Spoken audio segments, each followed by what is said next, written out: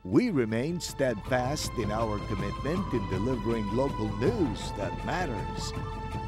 Stories that inspire. Enriching the lives of Filipinos in the Philippines and across the globe. This is your GMA Regional TV. Buong puso para sa Pilipino.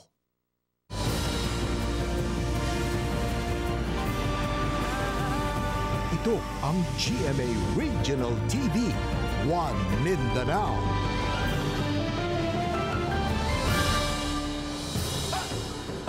Mayong hapon Mindanao, kini ang GMA Regional TV, One Mindanao. Hatod namo ang pinakadagog pinakauling balita sa Mindanao.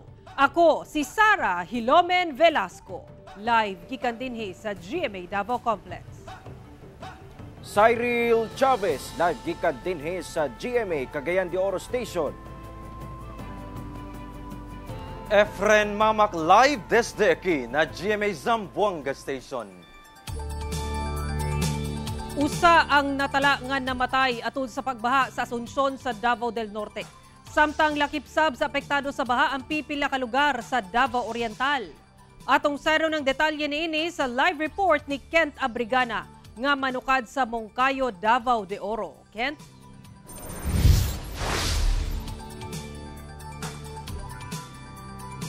Sara, usa ang patay sa halapad nga pagbaha sa Asuncion, Davao del Norte.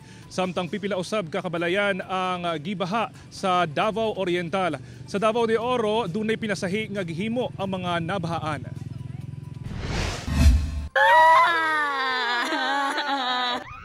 Napulihan og kasubo ang unta malipayon nga pagselebrar sa adlaw nga tawhan sa 51 anyos nga si Vernicia Baton. Human kini napalgan nga naglutaw-lutaw og wala nay kinabuhi sa usa ka sapa sa barangay Buklad sa Asuncion, Davao del Norte adlaw Miyerkules. Sa adlaw siyang birthday so nagdaggot mig kandila sa iyang cake kay para gi-wish na mo tanan nga makitan siya.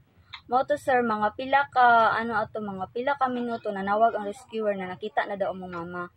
Apan duda ang anak nga si Judith nga nahulog sa sapa ang iyang inahan. Or wala ta kabalo or nag-away ba sila sa kuang stepfather? Sa karon gilasuta pa sa kapulisan kung dunay foul play nga nahitabo. Sa Tagum City, bibalik sab og saka ang baha sa barangay Pagsabangan. Dihang may bundak na sab ang ulan adlaw Huwebes. Busa, pipila ka mang motorista ang na-stranded na sab, samtang nagpabilin nga lubog sa tubig baha ang pipila kakabalayan. Nakasinati sab og grabing epekto sa pag-ulan ang Davao Oriental. Sa barangay Taytayan sa Katiil, gisulod og tubig baha ang kabalayan. Gani, gisaka na lang sa uban ang ilang mga gamit aron dili mahumol sa baha.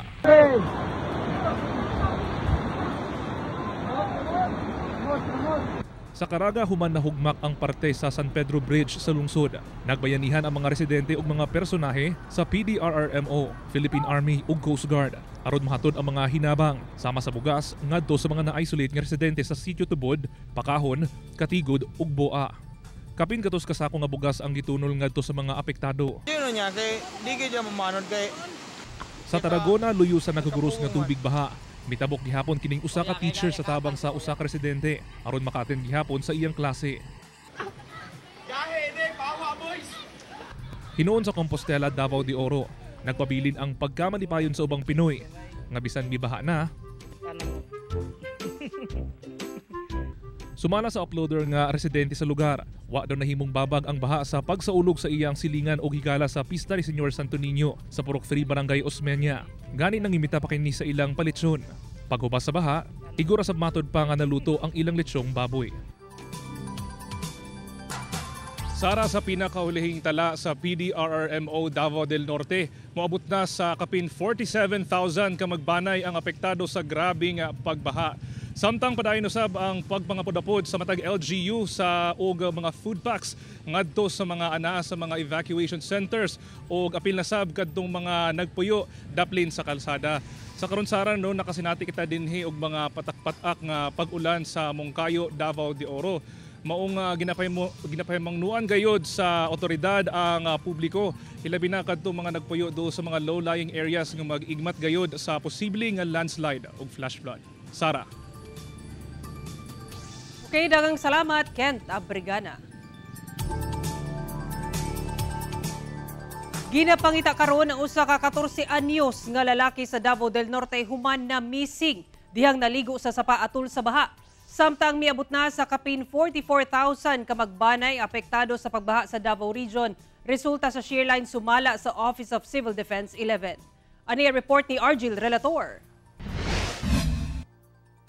Padayon karon ang pagpangita sa usa ka 14 anyos nga lalaki nga nailhang si Cyrus Galabin nga taga Barangay Tuganay, Carmen, Davao del Norte. Human kini na missing diyang naligo sa Tuganay Riverbank alas 9 Miyerkules sa buntag. Gipahibalo na ang tanang mga naglawig nga sakayang pandagat duol sa lugar nga gilayong i-report ug galing makita ang maong lalaki. Sa inisyal nga datos sa Office of Civil Defense 11, sukad ni adtong Lunes, ana sa lagpas 38,000 ka magbanay ang apektado sa baha sa Davao del Norte. Hapit 6,000 sab sa Davao de Oro, 751 sa Davao Oriental ug 20 sa Davao Occidental. Expect na mubaba siya until Carmen as the catch basin ni Davao del Norte. So expected siya nga mag-increase pag yun ang tubig baha. Sa karon, parayon pa ginasuta ang kantidad sa danyos sa infrastruktura ug agrikultura sa maong mga probinsya. Sanglit parayon pa nga nasinati ang halapad nga pagbaha. Sumala sa Pag-asa Davao, mulungtad pa hangtod ugmang adlaw ang mga pag-ulan sa rehiyon nga dala sa shear line. January 20, Sabado weekend, na improvements atong weather condition, partly cloudy to cloudy. Skies for the Davao region and na ay mga isolated nga mga pagulan-ulan. Samtang tungod sab sa pag-ulan sa Davao City, gimando sa Davao City LGU ang suspensyon sa klase sa tanang level sa pampubliko o pribadong eskwelahan sa syudad. Epektibo alas 12 sa udto, human nagpagula og heavy rainfall warning ang Pag-asa. Samang suspensyon sab sa klase ang gipatuman sa Samal LGU. Kauban si Melchor Awing sa kamera. Ako si Argil Relator para sa One Mindanao. Upat ka mananagat ang narescue man nagka-problema ang gisakyan ng mga motorbangka sa kadagatan sa Maasim, Sarangani. Samtang Coast Guard District Southern Mindanao nagpaimangno sa mga mananagat nga dunay gagmayng bangka nga dili una managat karong dunay pagdaot sa panahon. Ano ang report ni Justoni Humamil?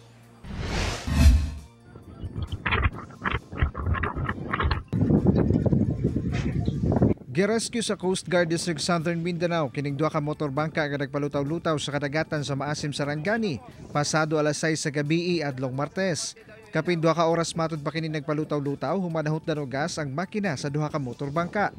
Dalig na rescue ang duha ka mananagat nga nag-iya niini. Nga nailang sila si Melvin Caneda, 32 anyos ug Peter Jorial, 26 anyos, pulos mga residente sa Barangay Malbang, Maasim, Sarangani. Gilayon silang gidala sa pantalan sa Barangay Kalumpang, General Santos City ug dahil gidala sa Coast Guard substation sa lugar. We have our standby troops, our medical teams. They assisted our 2 fishermen and also our substation commander assisted na makauwi itong ating mga fishermen safely sa kanilang residence, which is the municipality of Maasim. Luwas nga nakauli sa Maasim ang duha ka mananagat. Samtang laing duha ka mananagat sabang na-rescue sa Coast Guard District Southern Mindanao. Giila kining sila si PJ Mangusay, residente sa Maasim, Sarangani, ug John Mark Custodio, residente sa Glan, Sarangani. Kinihuman nga mahutdan sa bugas ang ilang makina sa tunga-tunga sa dagat sa susamang adlaw. They found out na yung motorbangka had run out of fuel. And so they immediately provided fuel. Sumala sa Coast Guard, kinahanglang mag-amping ang mga mananagat nga dunay gagmayng bangka ilabi na karong dili maayo ang dagan sa panahon sa dakong bahin sa Mindanao. Narawagan ang Coast Guard District Southern Mindanao sa mga mananagat nga dunay gagmay nga bangka nga laykan una ang pagpanagat sa laod aron balikay sa peligro. Constantly reminding them not to venture out for fishing kasi nga delikado, but we have our medical and rescue teams in case of emergencies or rescue operations. Kauban si Bong Vicencio sa kamera. Ako si Jess Tony Humamil para sa One Mindanao. 24 anyos nga babaeng nanguna sa pagpamaligya og mga hubo nga hulagway og video sa mga minor de edad sa Bonifacio, Misamis Occidental online. sikop sa kapulisan. Ani ang report exclusive. Violations of Section 4A of Republic Act 11930, otherwise known as the USAIC or SISAIM Act, had been committed. Kini ang opisyal nga pagbasa sa kapulisan sa katungod sa usa ka 24 anyos nga babaeng sospetsado nga itago nato sa ngalang Hani. Human kini maaktuhan siyang ilegal nga binuhatan sa Barangay Lincunan, Bonifacio, Misamis Occidental. Ang sospek nahimong bugaw sa mga menor de edad nga babae sa lugar kung asa iyang ginabaligya ang mga hubo nga hulagway og video sa mga batang babae ngadto sa mga parokyano niini online. Itong mga minor victims na ino-offer niya, yung mga kapitbahay niya, and then kamag-anak niya at saka kapatid. And then hindi lang siya photos, including yung live videos, no? Inapa-show niya yung mga bata in exchange of money. Taod-taod na kuno gisubay sa kapulisan ang mga ilegal nga lihok sa suspect online. Sagad sa mga parokyano niini, mga langyaw ug Pinoy. Nakita natin na may mga friends siya na foreigners and nag-chat din siya sa mga foreigners, no? And siguro we will also go on to that para sa in exchange sa information natin sa mga counterparts natin sa foreign country na ipa-imbestiga rin, no? Para ma-kuan rin natin sila, ma-arresto rin. Na-recover gikan sa panimalay sa suspect ang mga cellphone units ug uban pang gamit sa paghimo sa iyang modus. Na-rescue sab sa otoridad ang duha ka mga minor de edad nga babae. Gidala na sab sila ngadto sa DSWD para sa counseling. Adlong Huwebes, gidala ngadto sa piskalya ang suspetsado aron pasakaan og patong-patong nga kasong paglapas sa RA 11930 o Anti-Online Sexual Abuse and Exploitation of Children and Anti-Child Sexual Abuse and Exploitation Materials Act. Marami pa rin ang gumagawa ng ganitong modus. So we are discouraging na kung sino man yung gumagawa ng ganito na hindi kami titigil habang nandyan sila. So medyo malaki yung penalty ito. Kulong ka ng habang buhay. Kaya ang advice namin, tigilan na nila itong mga modus na ito. Nanawagan sab sila sa katawhan nga adunay mga impormasyon sa mga susamang kalihukan nga makig-alayon sa ilang buhatan. Kauban si Makoy Simpron sa kamera. Ako, si Cyril Chavez para sa One Mindanao.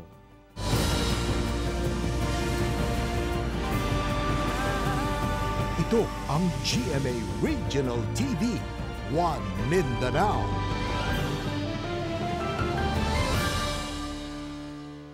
Mga kapuso, bag-uhay lang ang misulod nga balita, gikatahong 11 ka magbanay ang patay sa landslide sa Mount Diwata, Diwalwal sa Moncayo, Davao de Oro. Saruntang detalye nini sa live report ni Kent Abrigana. Kent?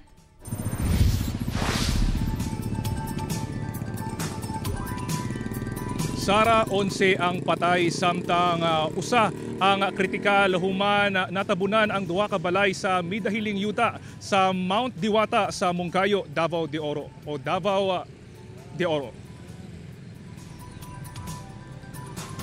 Malisuray ang retrieval operation karon sa otoridad sa Mount Diwata tungod sa nagpadayong pagdahili sa yuta. Busa temporaryo usa nga gipaundang ang operasyon sa CDRRMO Moncayo. Sa karon upat pa ka mga patayng lawas ang wala pa ma-retrieve sa otoridad. Gani usa ka 1-month-old nga baby boy ang kritikal karon sa ospital.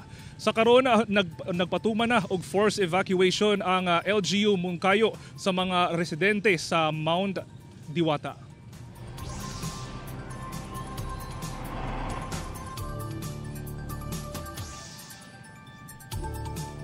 Okay, dagang salamat, Kent Abrigana. Usa ka aktibong pulis nga nadestino sa Cagayan de Oro City Police Station 9 ug kauban nga sibilyan ang sikop sa mga personahe sa Regional Drug Enforcement Unit 10 human nga naaktuhang nagpat session. Ang detalye sa report ni James Pauluya. Usa ka buy-bust operation ang gikasa sa mga personahe sa Regional Drug Enforcement Unit 10 batok sa usa ka alias kano kinsa notadong tigpayuhot og droga sa Mahogany Street, Barangay Carmen, Cagayan de Oro City pasado alas 12 sa kadlawon adlawng Miyerkules apan nakasibat ang sospek. Dihang girikisa sa mga otoridad ang panimalay sa sospek, nakurat kini dihang naaktuhan ang duha ka mga individual nga nagpat session sa sulod. Lakip na dinhi ang usa ka police corporal nga na destino sa Cagayan de Oro City Police Station 9. Actually, dili kini siya ang maong target, no. Adunay usa ka individual pod, duha laman ang ato ang nadakpan, aduna pa isa ka buok nga at large og naaktuhan gid kini sila nga nagsuyop sa maong illegal nga droga. Wala una gipanganlan sa kapulisan ang duha ka mga dinakpan apan sumala sa proten gawas sa mga drug paraphernalia.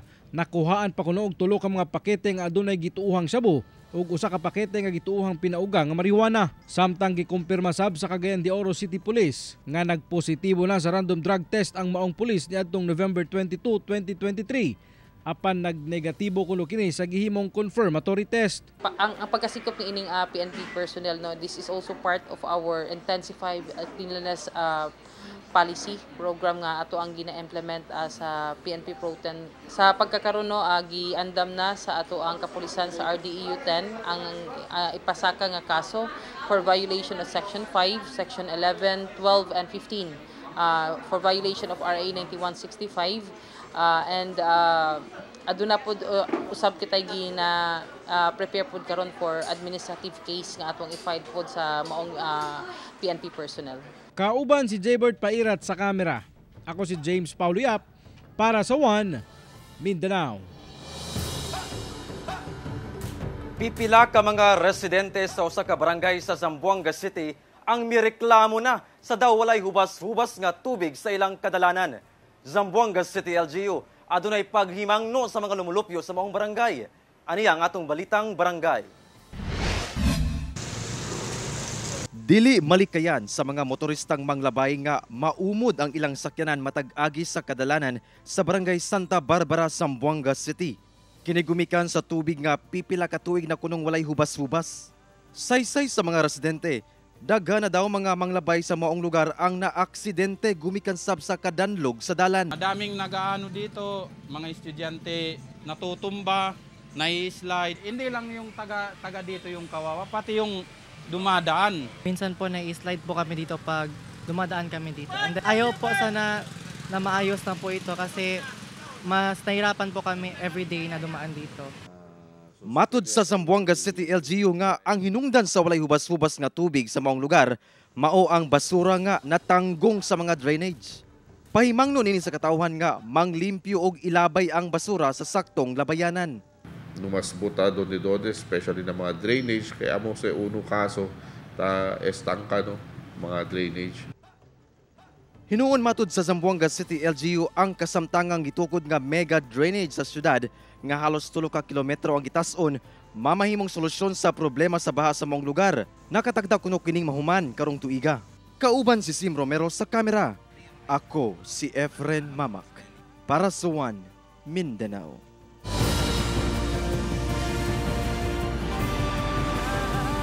Ito ang GMA Regional TV, One Mindanao.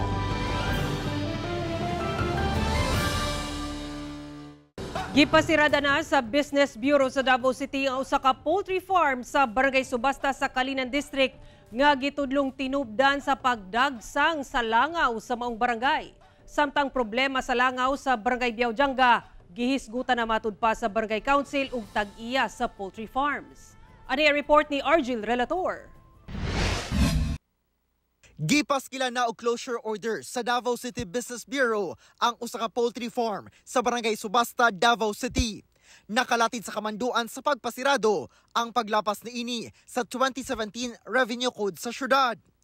Una na nga nasuta sa opisyal sa barangay nga ang maong farm ang gitudlong tinubdan sa pagdagsang sa langaw sa ilang barangay. Human nasuta nga perting hugawa ug daghan ang langaw sulod sa ilang farm. Naa pa man sila ginapa-unblock sir sa Business Bureau, wala pa sila na unblock sir. Ang na-unblock sila ang City Health lang. Dili sila karinyo sa ilang permit, wala sila karinyo. Wala pa'y pahayag ang tag-iya sa maong poultry farm na harvest na sabkuno ang tanang manok sa maong farm sa miaging adlaw. Naapatay mga farm sir pero dili inato ka worse ang langaw sir.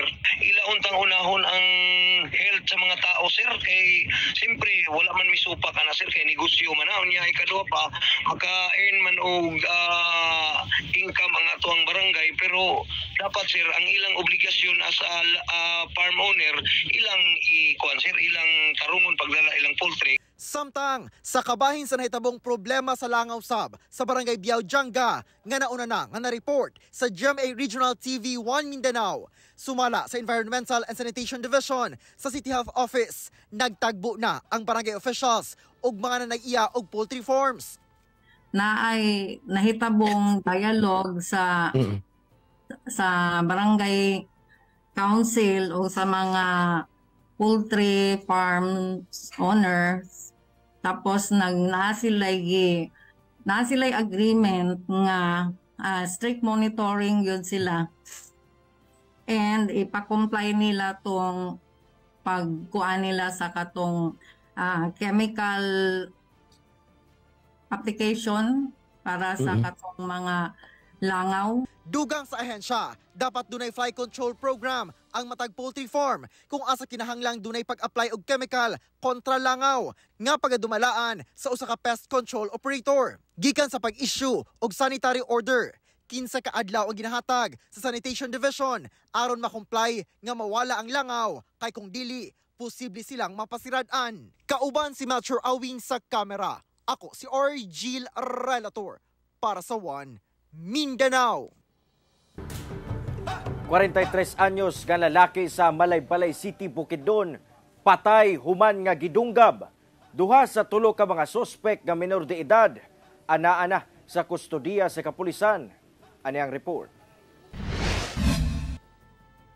Dead on arrival sa ospital ang 43 anyos nga lalaki sa Malaybalay City, Bukidnon. Human nga kalit gidunggab gawas mismo siyang panimalay sa Barangay 1 pasado alauna sa kadlawon. Sumala sa kapulisan ang biktima, igo lang kuno nagbarog sa gawas nga bahin siyang panimalay. Diyang kalit kining giduol sa tulo ka mga minor de edad nga lalaki o gidunggab tumong sa liog sa biktima. Gilayon sa bisibat ang mga sospek human sa panghitabo. According sa investigation is walay istorya. Actually ang duha niini is naa sayang atubangan og kaning isa dayon aning isa ka male minor gihapon ni nasa ni lipot sa iyang likod, kumbaga ni tuyok sa iyang likod mo rin itong gidunggab sa iyang tuo nga part sa liog. Wala matud pa'y gamit sa biktima ang nangawala atol sa krimen.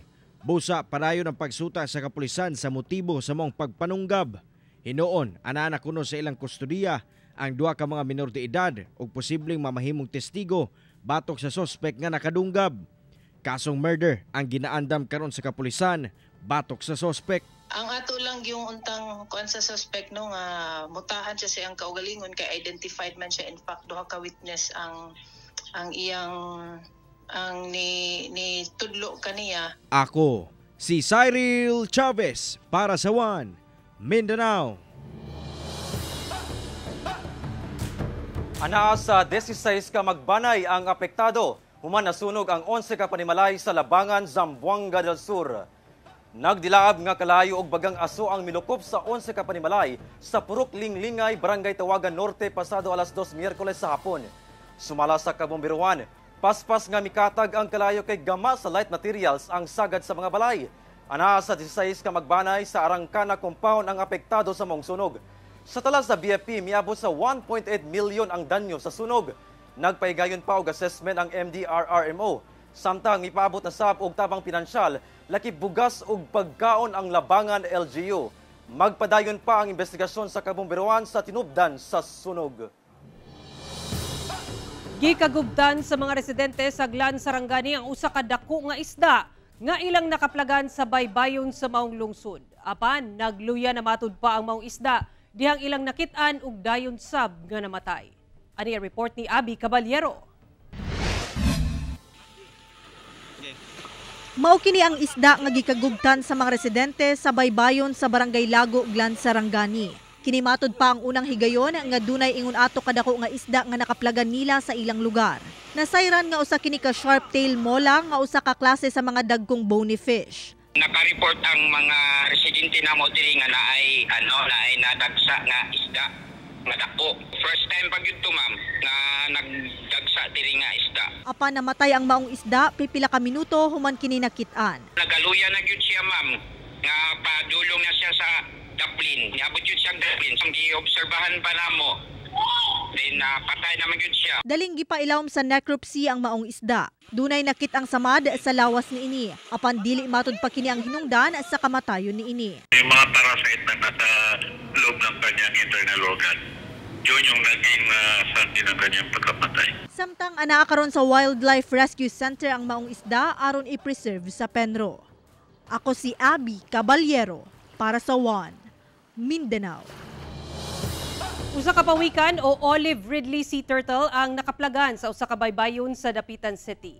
Nakaplagan sa mga tag-iya sa usa ka beach property sa Barangay Tag-Ulo, Dapitan City ang maong klase sa pawikan pasado alas 3 Miyerkules sa kadlawon. Dali kini girespondehan sa City Environment and Natural Resources Office Consenro. Sumala nila ang pawikan adunay sukod nga 0.64 meters ang gitason ug 0.55 meters ang gilapdon. Gibana-bana ang mutimbang kini og 45 kilos. Matud pa posible kunong miadto sa baybayon ang pawikan aron mangitlog. Human masusi sa sentro ang pawikan, gibuhian rasab kini pagbalik sa Dapitan Sunset Boulevard sa susamang adlaw. Ang olive ridley sea turtle na lista isip vulnerable sa International Union for Conservation of Nature o IUCN. Busag iawhag sa sentro ang katawhan nga protektahan kini.